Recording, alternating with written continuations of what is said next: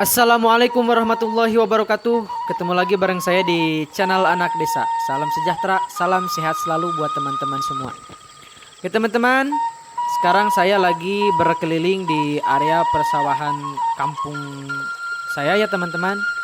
Tepatnya di pedesaan, yaitu saya berada di Kampung Sinargali, Desa Cikadu, Kecamatan Cikadu, Kabupaten Cianjur, tepatnya Cianjur Selatan.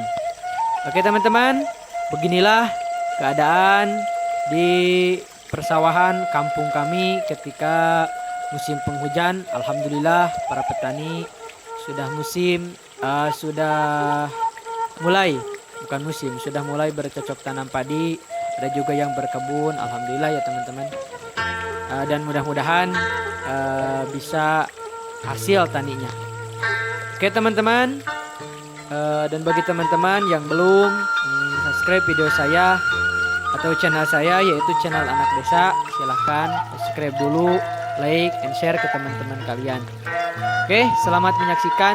Mudah-mudahan ada hikmahnya teman-teman. Selamat menyaksikan.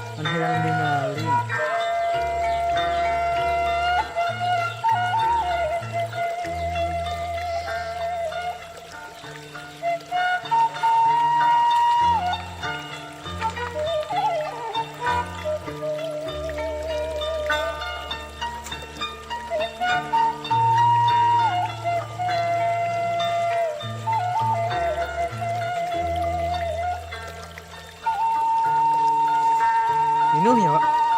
Minuh.